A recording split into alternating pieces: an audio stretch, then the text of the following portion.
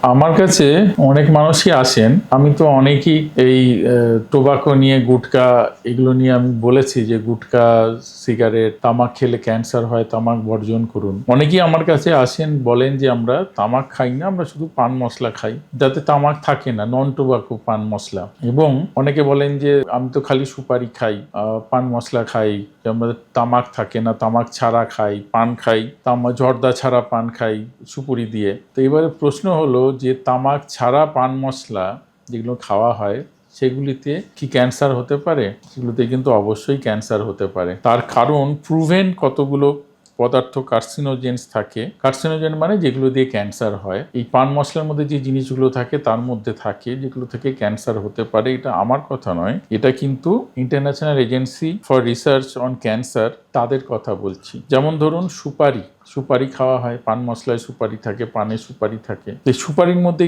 যে জিনিসগুলো থাকে, এই সুপারিটা কিন্তু ক্লাসিফাই করা হয়েছে গ্রুপ 1 কার্সিনোজেন ফর হিউম্যানস, মানুষের জন্য গ্রুপ 1 কার্সিনোজেন। এর মধ্যে অ্যারিকোলিন বলে অ্যালকালয়েডস থাকে, সেটা কিন্তু ডিএনএ ড্যামেজ করে আর অক্সিডেটিভ স্ট্রেস করে, মানে যেটা থেকে ক্যান্সার হয়। কাজে এটা একটা ক্যান্সারের কারণ, এবং এগুলি মুখের, গলার ক্যান্সার এবং খাদ্যনালীর ক্যান্সারের একটা কারণ হিসেবে প্রমাণিত হয়েছে। এছাড়া নাইট্রোজামিন বলে একটা পদার্থ থাকে, নাইট্রোজামিন, সেটাও কিন্তু একটা কার্সিনোজেন, যেটা সুপারির মধ্যে থাকে। এছাড়া কিছু কিছু ফ্লেভারিং এজেন্টস থাকে, মানে ওটা সুগন্ধি, দেখেনি আপনার মশলায় বিভিন্ন ধরনের গন্ধ থাকে, সে যে গন্ধ এজেন্টস গুলো দেওয়া হয়, স্যাফরোল বলে একটা এজেন্ট থাকে, এগুলো বিভিন্ন মশলার মধ্যে থাকে, তার মধ্যেও কিন্তু কার্সিনোজেন থাকে। এছাড়া এইসব কমার্শিয়ালি অ্যাভেলেবল যে সমস্ত মশলা পাওয়া যায় তার মধ্যে অনেক হেভি মেটালস থাকে, যেমন লেড, ক্যাডমিয়াম, আর্সেনিক, নিকেল, এগুলোরও লং টার্ম এক্সপোজার থেকে কিন্তু ক্যান্সার হতে পারে।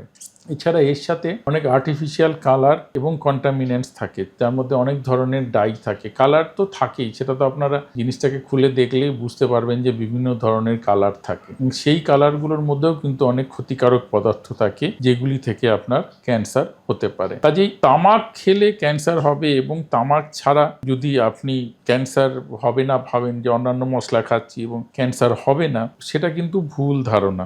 সুপারি শুধুমাত্র একা খেলেই সেটা থেকেই মুখের ক্যান্সার হওয়ার প্রভূত সম্ভাবনা রয়েছে। কাজেই এই ধরনের নেশা থেকে বর্জন করুন। আরো একটা ব্যাপার রয়েছে, সেটা হলো শুধুমাত্র কেমিক্যালস নয়, ক্রমাগত যদি কোনো একটা আঘাত মুখে লাগে, এই যে মশলাগুলো এগুলো যে মুখের মধ্যে রাখছেন, চিবোচ্ছেন বা এই গালের পাশে রাখছেন, সেখানে যে ক্রমাগত আঘাত হচ্ছে, এই ক্রমাগত আঘাতের ফলেও কিন্তু সেখানে ক্যান্সার হতে পারে। যেমন শার্প টুথ যদি থাকে, একটা ধারালো ছুঁচলো দাঁত থাকে, যেটা দিয়ে কন্টিনিউয়াস আঘাত লাগছে গালে, তাহলে সেই জায়গা থেকে ক্যান্সার হতে পারে। বা ধরুন ডেঞ্চার, মানে যেটা নকল দাঁত ব্যবহার করা হয়, সেটা ভালো ফিট হচ্ছে না, সেটা দিয়ে ক্রমাগত ঘষা লাগছে, সেখান থেকেও ক্যান্সার হতে পারে। তেমনি কারো যদি এই হ্যাবিটগুলো থাকে, সুপারি খাওয়ার হ্যাবিট বা মশলা খাওয়ার হ্যাবিট, সেটা যদি ক্রমাগত আঘাত লাগতে থাকে বছরের পর বছর মুখের জায়গায়, নির্দিষ্ট জায়গায়, তাহলে সেখান থেকে ক্যান্সার হতে পারে। কাজেই তামাক নেই বলেই পান মশলাগুলো সেফ, এটা অনেক ভুল ধারণা, এবং এগুলোর অ্যাডভার্টাইজমেন্ট করা হয়, যদিও এগুলো সব সারোগেট অ্যাডভার্টাইজমেন্ট। সবাই জানে যে আমাদের হিরোরা যে অ্যাডভার্টাইজমেন্ট গুলো